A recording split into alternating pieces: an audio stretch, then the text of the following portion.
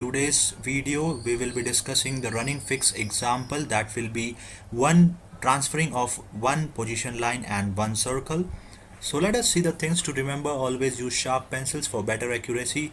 Never plot compass bearing, for example 295-degree compass. So you have to transfer this compass bearing into true bearing, and then only you can plot it on your chart. And here the compass bearing, I mean this compass as the magnetic compass. And also be clear with the current direction, never plot the other way, and be careful while you plot the current direction. Other than this, there are two terms, one is position line and position circle. So position line means if you draw position line, that means that ship is anywhere in that line. Similarly for position circle, if you draw a position circle, then ship is definitely anywhere in that line. So let us see what this about the more detail about regarding position line and position circle. So here you see two fixed objects. So one bearing is one position line and the other bearing and is another position line. So when these are taken at the same time, they intersect each other and you obtain a fix. So this is basically position lines. And in position circles, you obtain ranges from radar, and let's say you have obtained one range and you have obtained another range from another lighthouse. So when both the range circles, or you can say the position circles, intersect each other, this will be your fix. And now you can see here there are two fixes. So depending on whether on the direction of your light, whether the light is on the port side or starboard side, you can easily identify which is your position. So this is very simple. Now there were three topics. One is transfer of lines, other is transfer of circles, and other is transfer of one line and one circle. Let me tell you guys, transfer of lines and transfer of circles are quite easy, and this one is quite difficult to understand, that is transfer of one line and one circle, but it's simple, don't worry.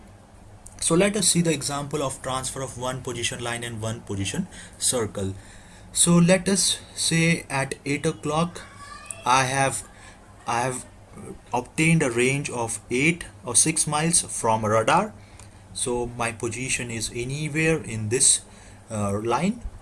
So after that, after 20 minutes, I obtained one bearing from another light, that is 345-degree true. So at 8:20 I am anywhere on this line, because this is a position line and this is a position circle. So this example can be the other way also. You may obtain first the position line and the other the position circle. So for both of them the application is different. For both of them the chart work which you are doing is totally different. So when you have first position circle and the other the position line, so there, for that case you have to see the hint. If circle is first, plot the course and speed of the vessel from the light itself. So as you can see in the previous slide, that now this is the first circle and this is the second line. So whenever you see this position circle in the first light, that time always you have to plot the vessel's course and speed by taking this point. So this is what it is saying. Now if there's a second case, there's a second situation in which you are taking first bearing line and the second light will be having the position circle. In this you cannot take the course and speed from this point. You have to assume the position on this line. So here is the hint. If line is first, then always plot the course and speed from the line itself. So as you can see, this is the line, so you have to assume the ship's position on this line. Then you have to, after assuming, you have to draw the course and speed, and then it's simple running fix. So this was the two examples. So let us see an example for first is the position circle and the other is the position line, and you have a course given, speed given, and the current 0403 knots. So let us say since this is a position circle, I will be plotting the course and speed from the center, that is the light. So I will be plotting a course here, let's say 090, and this will be for an interval of 20 minutes. So this is the distance traveled for 20 minutes, and this is the point which I have obtained after streaming for 20 minutes. After this, I have applied a current that is 040 for 3 knots. Now this 3 knots is for 60 minutes, so I have to be careful while plotting the current. I should not be making 3 knots. It should be I have to interpolate. This 3 knots is for 60 minutes, so for 20 minutes how much? So you have to interpolate and you have to get the value. After getting this value, you will plot the current, then you got this new point. Now you will join this point, and this will be our course made good, which will be with double arrows. Now after getting this line, now you have obtained this point, that is the red point. This red circle now is very important for transferring your position circle. Now this is how you will be transferring your position circle, by taking this red circle as the center. So this is a 6 mile range, so you will be plotting a 6 mile range by taking this as a circle, this as the center of the position circle. So as you see here, this is the point where it is intersecting. So this is the point. As you can see that there is one more point it will be intersecting, but it doesn't matter because it is easily identified. It can be easily identified that light is how much near, or if it is very far, then this will be the position. If it is near, then this will be the position. So it is easy for identifying which one is your position. So now this position you have obtained after transferring the position circle. So this is your final position at 0820. So this is the final position. Now to obtain the initial position, you have to transfer your course made good from this line to the initial position circle. So here comes the hint: transfer the course made good from final position reverse. Reverse means nothing but you have to just plot the course made good, which will be joining the 0800 position circle. So this course made good I have to transfer. This is how I will transfer, and here I have transferred it. So I will obtain this point.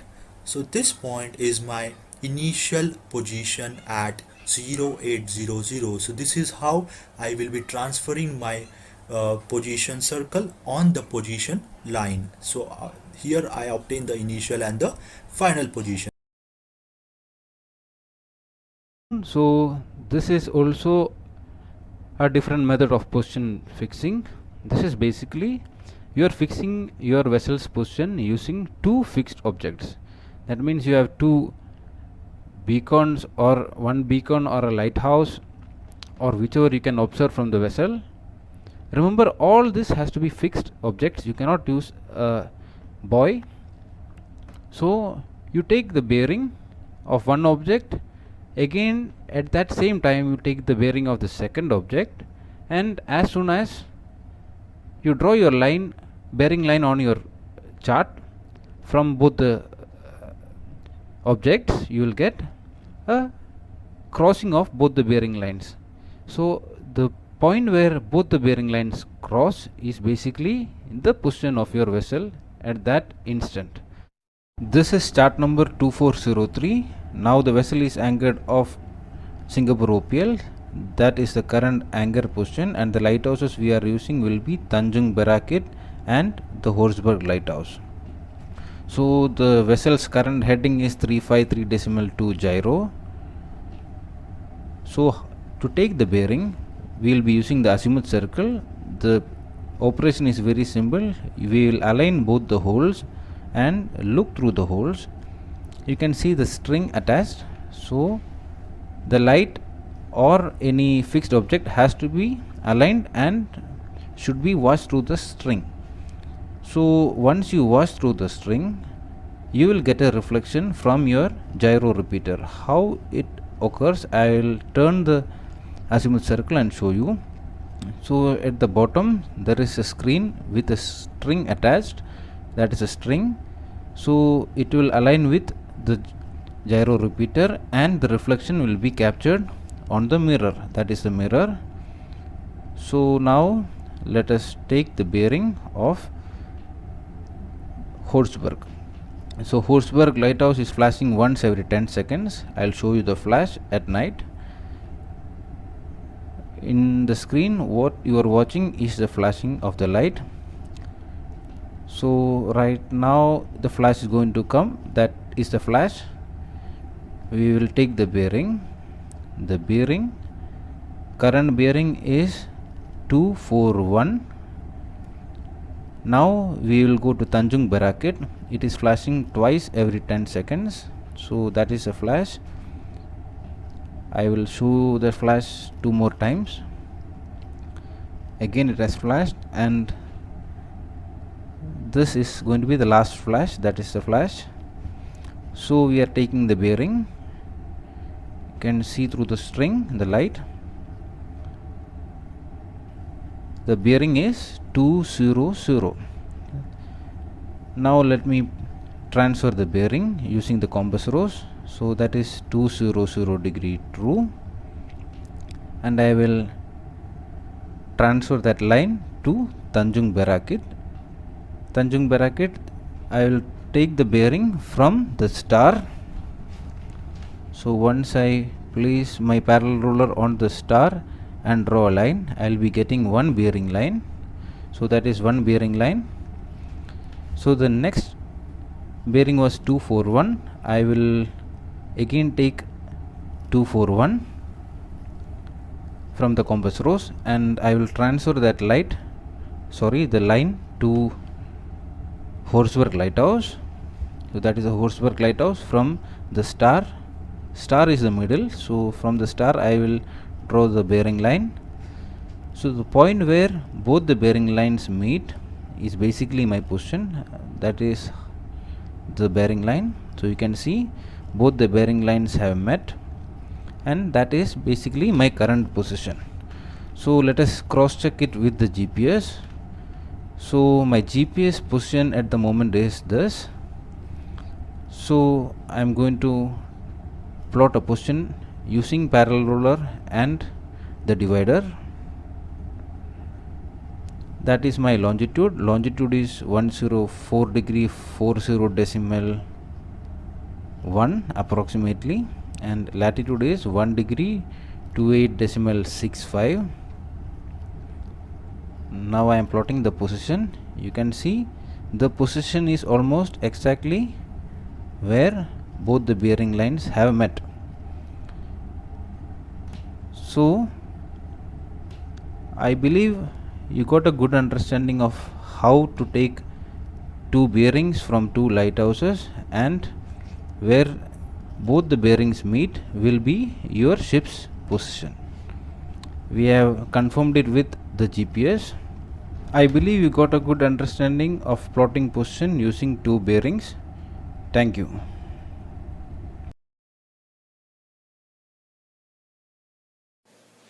At 16:10 we've plotted our position using GPS here. Shortly afterwards our GPS fails and the fog comes in, so we can no longer see the coast. Without the ability to plot our position by GPS or by a fix from the land, the quickest way we can find our position is by using dead reckoning. Now this is also the least accurate method of finding our position, but it's the building blocks of our later work, so it's important we understand how to plot a dead reckoning position. We need to know two things to plot a dead reckoning position. The first is our heading, the direction we're travelling in this case 146 degrees magnetic on our compass. The second thing is how far we've travelled in a set time, in this case 6.5 nautical miles in 1 hour. First of all, we look at the heading. Now this heading is in magnetic. If we were to make an adjustment for deviation, we'd do it first. In this case we're going to skip straight on to adjust for variation.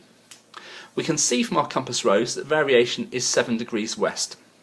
So in this case we're going to subtract 7 degrees from our magnetic heading to allow for variation. If you're not sure why we subtracted as opposed to add in this case, have a look at our notes on variation. So you can see this gives us 139 degrees true.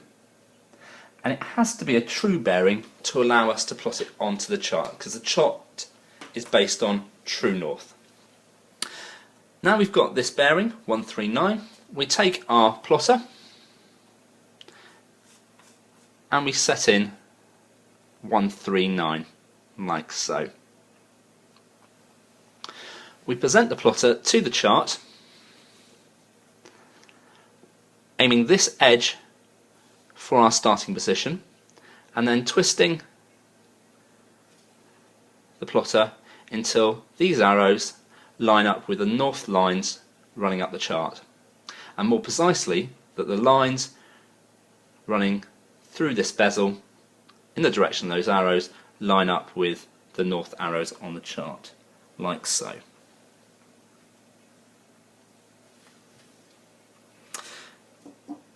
Once we've done that, you can see this edge is lined up with our start position, we draw in the direction of travel.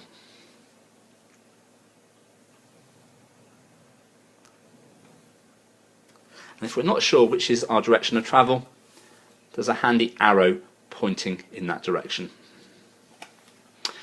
So, this is the direction in which we wish to travel. The other bit of information we need to know is how far we've travelled.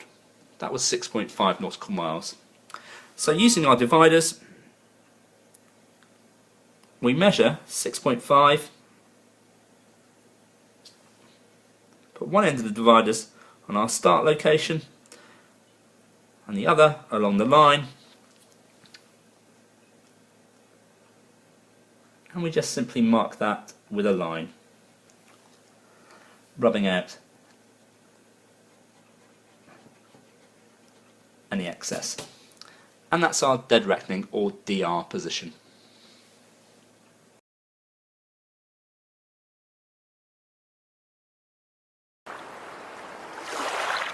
This is how we plot a running fixed position. Assuming the course is 080 degrees and the speed is 8 knots or 8 nautical miles per hour, we take a bearing of 045 degrees on Alpha Rock at 0900. Now convert the compass bearings to true bearings and we plot it on the chart.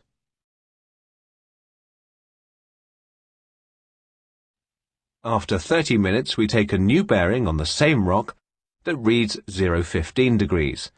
Now convert the compass bearings to true bearings and plot it on the chart along with the new time, 0930. Knowing the speed, the next step is to determine the distance that the vessel sailed from 0900 to 0930. For that we use the formula D is equal to S times T divided by 60, where D is the distance in nautical miles, S is the boat speed, and T is the time in minutes. In our case, 8 knots times 30 minutes divided by 60 equals 4 nautical miles. Using the dividers, we span a distance of 4 miles on the latitude scale, which is closest to the course line and which runs along the sides of the chart. We applied this span on our course, placing one leg of the dividers on the 0900 LOP intercepting the course and the other leg on the course line.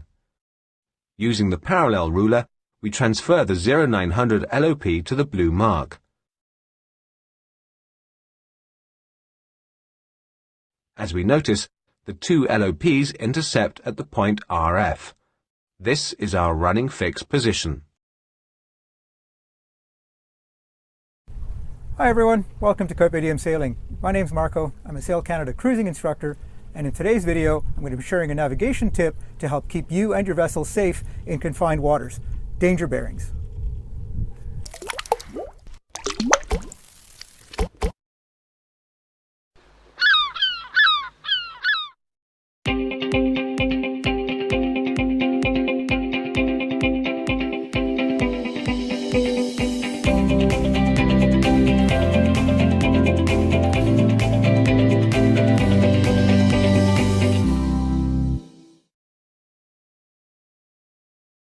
For free helpful show notes and checklists, please visit www.carpediemsailing.com/shownotes.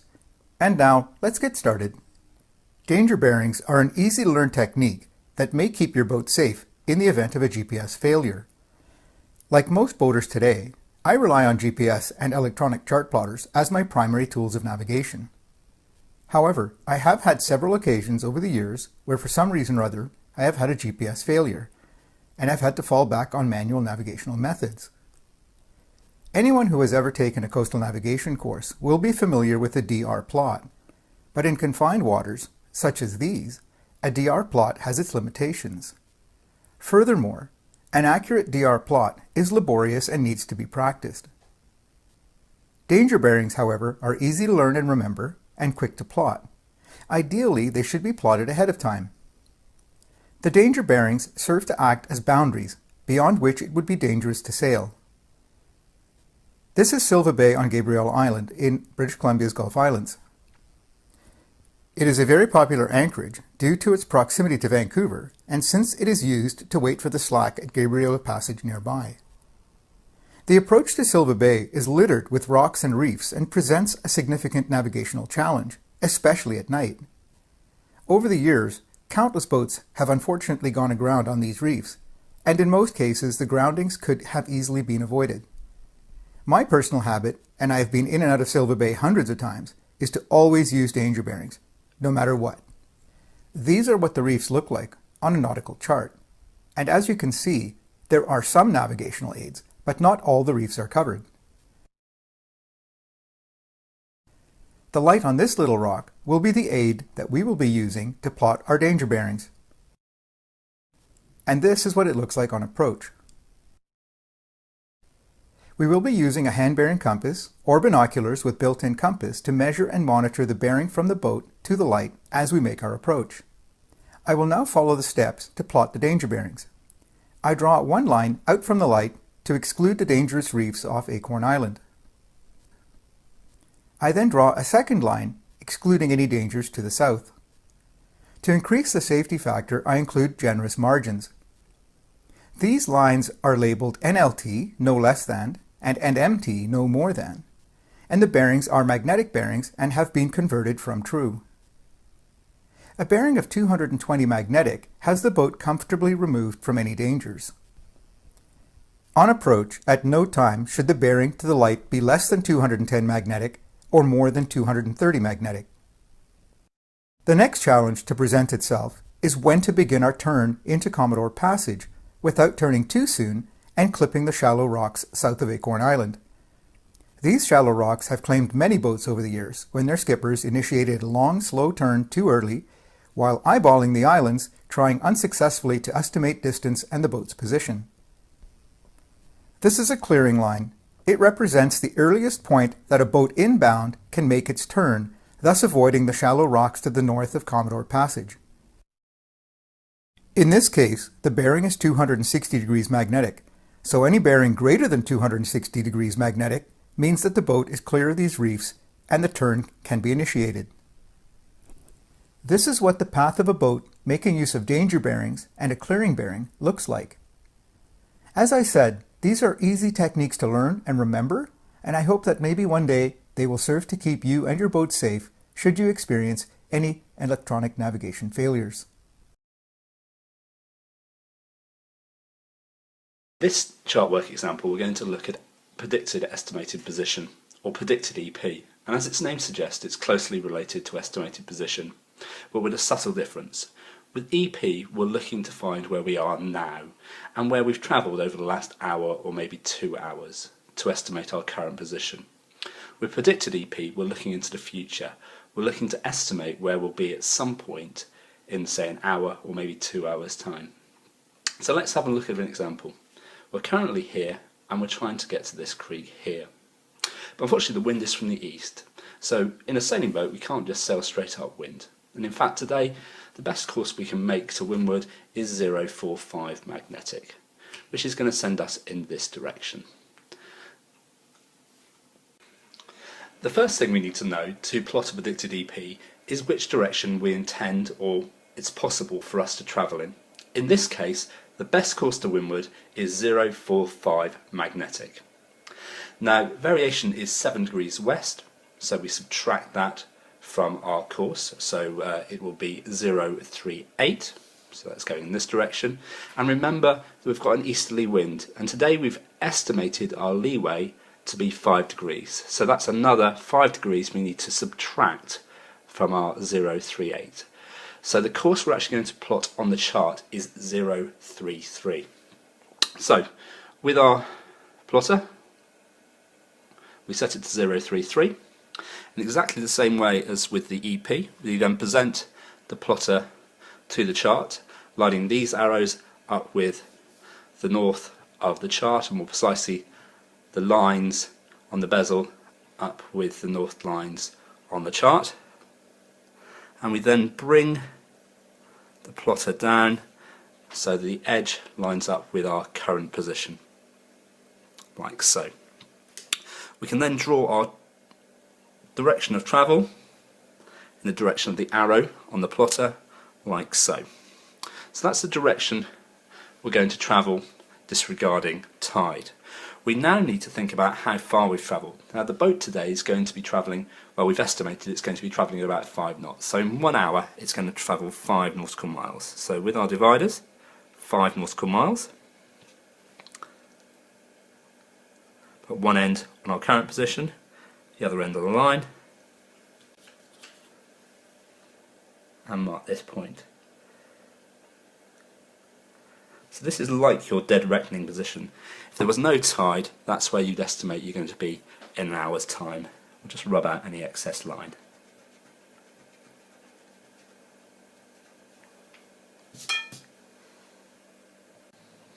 We draw on a single arrow to denote that this is the water track, and now we just need to add on the tide to this point for the hour to come.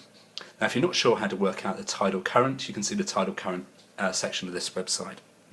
Now we've worked out the tidal current for the next hour will be running at 322. So we take our plotter as before and set that to 322, like so. We present that to the chart, lining up the arrows with the north lines, lining up the lines with the lines, as so. We present this edge to the end of the previous line, and then drawing that direction, drawing the direction of this arrow. Now the tide's going to be flowing at a rate of 1.3 knots, so we set our dividers to 1.3 because that means it's going to push the boat 1.3 nautical miles in that 1 hour. And we set that along that line there, marking that as the end of our tidal vector. 3 hours to denote it's a tidal vector, and then rub out any excess line.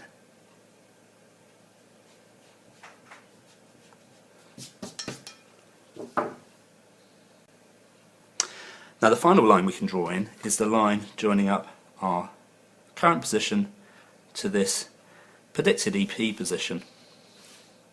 And that's going to have 2 hours on, because that's the ground track. That's the track over which we would travel, the ground track where we'd actually go over the next hour.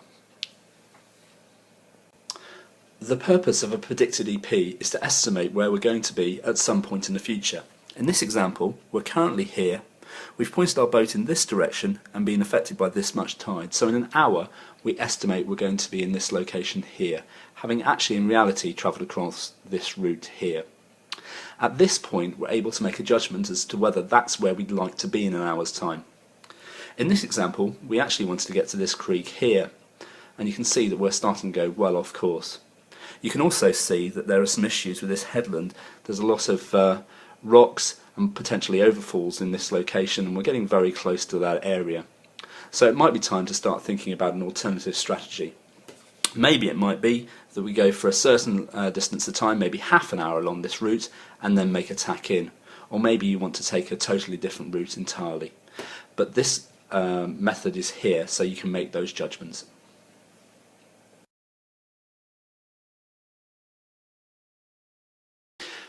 Beyond day skipper, we're looking for a little bit more precision in the rate we use. We're not just looking for using the neap rate, the spring rate, or halfway between. We're looking to find out exactly where on that sliding scale, in this case between 0.7 and 1.4 today's rate is likely to be.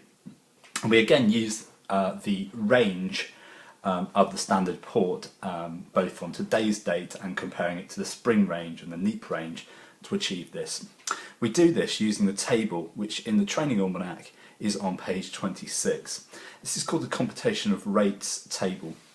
It's a two-way table which on the left hand side and repeated on the right hand side you have the range scale. So you can see that they've neatly marked off the neap range for Victoria and the spring range in this case. And you've got everywhere in between and above and below. Going this way, you've got the rate of tidal flow marked off in tenths. So 20 is representing 2 knots, for example. Now, what we're asked to do here is look at what we've got on this particular day.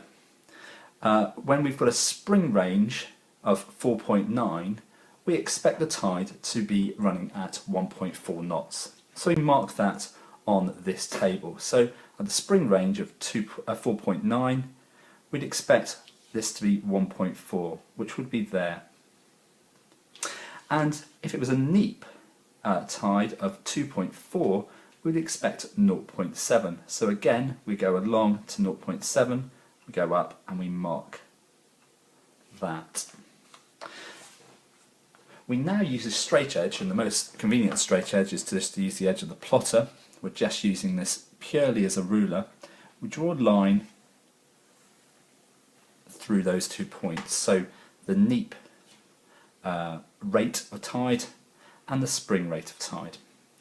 Now, today's range was 2.2 metres. We've already established that. Now, 2.2 brings us in here just below the neap range, the mean neap range, and you can see here that to the closest tenth, today's rate of tide is estimated at 0.6. So that's actually marginally below the mean neap rate. So we use a rate of 0.6 to be precise. Going back and having a look at our second example from the Day Skipper video, you can see that earlier we decided that this one was closest to the spring range, but now we're going to use the computation of rates table to be a little bit more precise.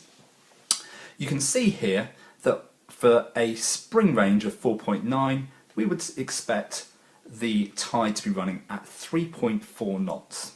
So here on the table, spring 3.4 knots, we would expect it at that point there.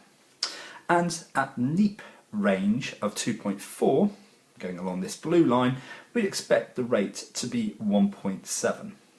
So that would be here. Again, we join these two lines up with a straight edge.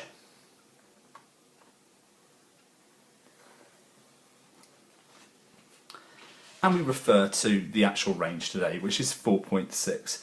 If we go up to 4.6, across and then down, you can see that today's rate, the best estimate for that, is 3.2, reading that off the graph. You can see that that's marginally below the mean spring rate, which you'd expect because this is marginally below the mean spring range. So on this occasion, we now use 128 degrees true and 3.2 knots of tide. In our final example, you can see that when there's a spring range, we would expect there to be 1.8 knots of tide running. So we mark that off on here as 1.8. When there's a neap range of 2.4, we would expect there to be 0.9 knots of tide running. Again, we join these 2 points up with a straight edge.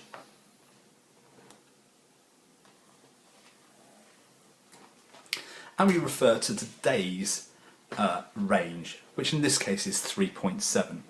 3.7 is here, halfway between 3.6 and 3.8.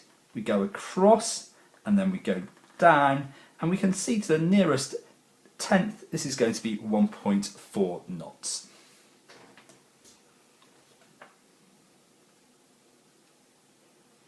So actually in this case you can see that the day skipper method came up with exactly the same answer. But on some occasions that won't be the case. Below, I advise you to watch those videos before you watch this, because this video will assume that you are familiar with a lot of these terms. Alright, otherwise I'll try to explain it quickly as we go along. So let's start with the question here. So today's question says that from 1500 hours a ship sails at about 6 knots steering a course of 230 degrees true. The current is setting at 120 degrees true at a rate of 1.4 knots. You have to determine by plotting the following. The first one you have to determine is the DR position, or the dead reckoning position, at 1630 hours, that's 1.5 hours from now. Estimated position, or EP, at about 1630 hours as a result of the currents effect, and the course made good and the speed made good. And that's why I advise you to watch my previous videos on chart work, because there I have explained what dead reckoning, estimated position, course made good and speed made good means. It will be a good idea for you to watch those videos. All right. So let's start with the solution, and I'll try to explain the terms again for those of you who are watching this video as the first in the chart work series. So let's summarize the question on the side here. So it says that it's 1500 hours, ship sails at 6 knots steering a course of 230 degrees true. So let's assume this is our 1500 position. This is a fixed position, that is it's an accurately known position. So the fixed positions are denoted by a circle and a dot in the middle. The dot is right on the position of the ship. From 1500 hours, let's sail the ship at about 6 knots on a course of 230 degrees. So if we are doing 6 knots, so in 1.5 hours the vessel should have done about 9 miles. Alright, so you will draw a line 230 degrees in the bearing of 230 degrees and for a distance of 9 nautical miles. And you can measure 9 nautical miles on your compass and draw it like an arc of a position circle. That is the course to be steered. Alright, and because the ship speed is 6 knots and it travels about 9 nautical miles in 1.5 hours, just draw it like an arc of a position circle. The arc and the course to steer line, wherever they intersect, that is the dead reckoning position, denoted by a cross or a plus sign. Alright. Now also given to you in the question was that a current is setting 120 degrees true at a rate of 1.4 knots, and you have to determine the estimated position, which takes into account the effect of the current, so it is more accurate than the dead reckoning position, and as a result of the current, and you have to find the course made good and speed made good. Alright, now if the current speed is 1.4 knots an hour, in 1.5 hours the rate of the current will result in a drift of about 2.1 nautical miles. Alright, so it's 1.4 knots per hour, so in 1.5 hours the current would result in a drift of 2.1 nautical miles. So let's draw the current here. So the current has been drawn in the direction of 120 degrees true. So current is always drawn pointing towards the direction where it is going. So the 3 arrows denote the direction of the current, and they are always drawn towards the direction in which the current is going to. Alright, you will draw it for a distance of 2.1 nautical miles, because we are making this triangle, or these vectors are all for about 1.5 hours. Alright, so not for 1 hour but 1.5 hours. So if we say that the time of steaming was 1.5 hours, based on the current's rate, which is the current speed per hour, the drift is 2.1 nautical miles. So at the end of 2.1 nautical miles, you will then join the estimated position that you see. So at the end of the 2.1 nautical miles on your current vector is your estimated position. Estimated position is denoted by a fish triangle with a circle in the middle, and that is more accurate than the dead reckoning position because it takes into account the effect of current. Now from the fish triangle, join the 1500 position, and that will give you the course made good and the speed made good in the last 1.5 hours. Now course made good in this case becomes 216 degrees true. So that means that although you intended to steer the vessel on a course of 230 degrees true, because of the effect of current, your vessel actually steered a course of 216 degrees. Now remember, here we have not counteracted for the current. We'll do that in my next video. Here we are just taking into account the effect of the current. All right, so the resultant course that your vessel made good is 216 degrees true instead of 230 degrees true.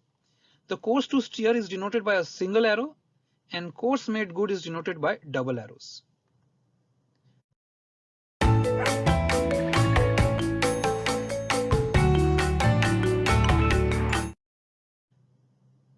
All right, so in this case, this becomes distance covered in this case, and I have worked it out separately, is about 8.5 nautical miles, but in the time of 1.5 hours. So the resultant speed made good is then not 6 knots, but 5.7 knots per hour. So the resultant speed made good of the ship because of the effect of current is 5.7 nautical miles. Because you did 8.5 nautical miles in 1.5 hours, you should have done about 9 nautical miles if you were going at the original speed of 6 knots, but you didn't. You made good a speed of 8.5 nautical miles, but that was in 1.5 hours, and the ship's speed in 1 hour will then be 5.7 nautical knots. So all you have to do is just divide 8.5 by 1.5. You will get the answer. All right. So this is only taking into account the effect of the current. Now let's understand how the effect of the wind is also taken into account. So I'll just show you through animations how this is actually how the vessel proceeded. So the vessel did not proceed on its original course as intended and did not reach the dead reckoning position, but it reached the estimated position because it was affected by the current. So the vector triangle is for 1.5 hours. Remember, everything was taken into account for 1.5 hours. So you can't take one side of the triangle for 1 hour and the other two for 1.5 hours, or vice versa. You have to draw everything for 1.5 hours. Because the vessel's steaming time was 1.5 hours, the current that you draw and the speed made good and the course made good that you calculate is all for 1.5 hours. You have to remember this. You have to keep your vector triangle constant. If it is for 1 hour, all right, that's fine. But if the question dictates that you have to draw it for 1.5 hours or some other hours, that's what you have to do. Let's take into account another example here, and this example is talking about estimated position 1 and estimated position 2. These are those positions when leeway and the currents set, that is the direction of the current, are both present. So when you have to take into account the effect of the wind and the current, remember, always allow for the leeway. So the way I was taught when I was a cadet was allow and leeway. This L is very prominent. So when you're allowing for, you must allow for the leeway first and then the current. But when you counteract, I'll show you what happens then. All right. So when you allow for it, always allow for the effect of the wind, that is leeway first, and then allow for the effect of the current. And this gives you two estimated positions, which are known as EP1 and EP2. So EP1 is the result of the effect of wind, and EP2 will be the position of the vessel due to the effect of the current. So let me show you how this all works together and this question. So we take the similar example. We take the same question again. We know the accurately known position of the vessel at about 1500 hours. The vessel was intending to go on a course of 230 degrees true for 1.5 hours at 6 nautical miles per hour. So again, you will do the same thing. You will draw the course of 230 degrees true. You will draw 9 nautical miles because that would be the estimated speed of the vessel in the next 1.5 hours based on the fact that it's doing 6 knots per hour. All right, and then at the end of the 9 nautical miles, you will draw a plus sign which will give you the dead reckoning position. That's the DR position. But first we have to also take into account, now after the dead reckoning position, you have to take into account the current and the leeway. But like I said, if there is both current and leeway, we must account for leeway first. Now in this case, there is a northwesterly wind causing a leeway of 10 degrees. So that means it's coming from the let's say from the top of the screen. So it's pushing the vessel towards the bottom of the screen, all right, towards the right hand corner of the screen. So that's why when the northwesterly wind is coming, the vessel is being pushed to the right of the screen. So that's why the 10 degrees course has been drawn towards the right of the screen, if I can explain it, right? So always allow for the leeway first. So 10 degrees pushes your vessel on the left of 230, which will be 220. So the resultant course then becomes 220.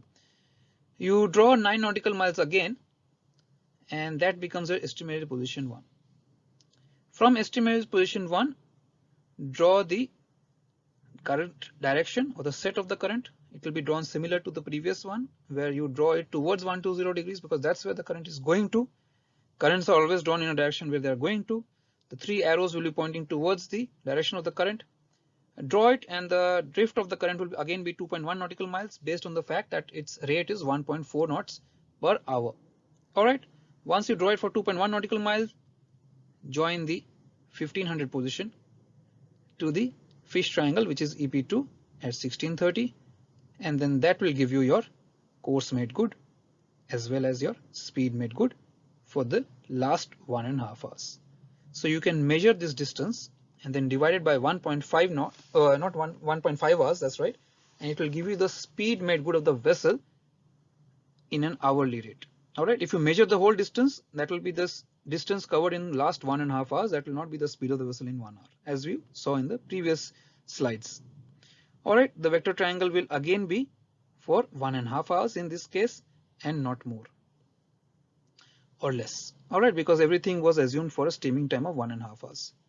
So guys, I hope this video was useful to you to understand the concept of course made good and speed made good, and allowing for the effect of wind as well as leeway. How does the dead reckoning position and estimate position 1 and estimate position 2 is explained, and in my next video I'll show you how to counteract for this effect of wind and current